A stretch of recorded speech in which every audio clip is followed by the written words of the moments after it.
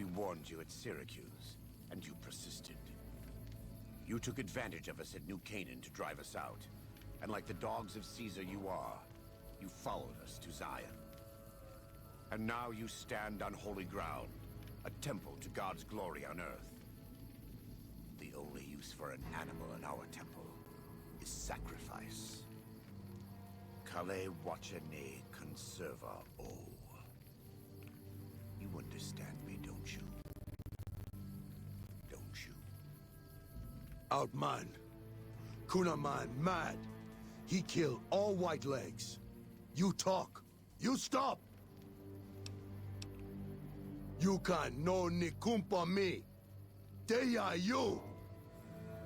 That's...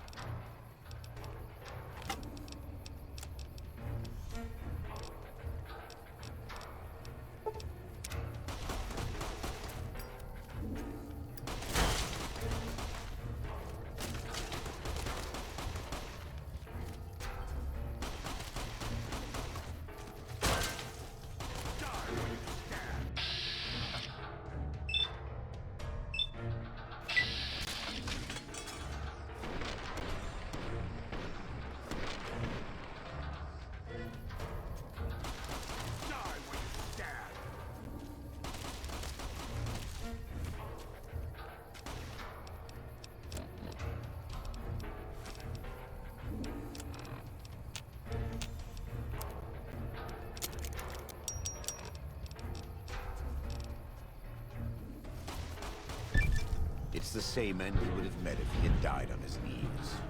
But I suppose this was for the sake of the dead horses and sorrows. Still, thanks to your help and the grace of God, the Whitelegs won't be troubling Zion anymore. Let's go find Daniel. Tomorrow we'll be here soon enough. And there is much to do.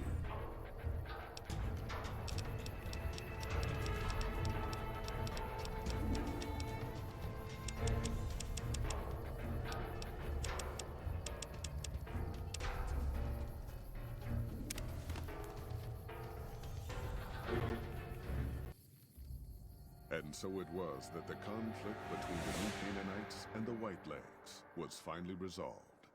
The courier's involvement had tipped the scale, shifting the fragile balance of power. Despite their defeat at Three Marys and the death of their war chief, the Whitelegs were determined to pursue the other New Canaanites. But when they finally tracked down their prey in Colorado, they discovered the tables had been turned. The Whitelegs who survived the New Canaanites' ambushes were hunted down by dead horses before they could reach the safety of the Great Salt Lake. When word of the Whitelegs' diminished numbers reached the 80s tribe, war was declared, and by year's end, the Whitelegs had been wiped out. The Sorrows fought beside Joshua Graham and the dead horses, eradicating the threat the Whitelegs posed to Zion. When the courier and Joshua Graham felled Salt upon Wounds, their victory was celebrated with a great feast. The Sorrows' transformation from a peaceful, timid tribe into a proud and warlike people broke Daniel's heart. He tried to take solace in the knowledge that they would remain in Zion, but it was a small comfort. The Sorrow's innocence was lost. Having helped eradicate the Whitelegs from Zion, the Dead Horses returned to Dead Horse Point in triumph. They remained neutral toward the Sorrows, but as years went on, there were periods of competitive friction, even violence between the tribes. The new Canaanites, Daniel especially, intervened regularly as mediators, but found it difficult to reconcile the tribe's conflicts. The defeat of the Whitelegs in Zion marked a turning point in the fortunes of the Happy Trails Caravan Company. Every 2 months, the caravan met with the new Canaanites in Zion Valley to trade. Happy Trails soon returned to prosperity. The vigilance of the Sorrows and Dead Horses in defending southwestern Utah, initially startling to Happy Trails caravans, soon proved a blessing. The tribes united against the 80s, driving them back from Highway 50, and thus opening yet another trading route for Happy Trails caravans. Follows Chuck took the courier's words to heart and decided the big cities of the Mojave Wasteland and NCR were best left unexplored. Though he sometimes dreamed of distant lands, he continued to support his family at Dead Horse Point. And eventually, his wanderlust faded. Waking Cloud was distraught when she learned of her husband's death, but took comfort from her tribe and the compassion of the new Canaanites. She forgave Daniel for having concealed her husband's fate from her, and learned to accept his fate. When her grief faded, she took a husband from the Dead Horse tribe. At her bidding, he stayed close to home. Though the courier had stopped Joshua Graham from executing Salt upon Wounds, the war chief still fell in battle. The Whitelegs defeated at Three Marys. Joshua led the Sorrows and Dead Horses in tending to their comrades and burning the corpses of their foes.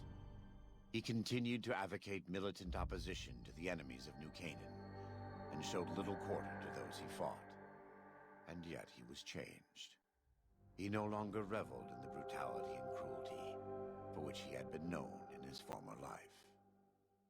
His inner demons, if not extinguished, were at the least appeased. For years after the defeat of the Whitelegs, Daniel did his best to minister to the Sorrow's spiritual needs. Try as he might, he could not hold back the tribe's increasing militancy and reverence of Joshua Graham. Demoralized, he returned to his family in Dead Horse Point. His failures haunted him for the rest of his days. And with that, the courier walked out of the history of the tribes of Zion and back to the gathering storm of the Mojave Wasteland.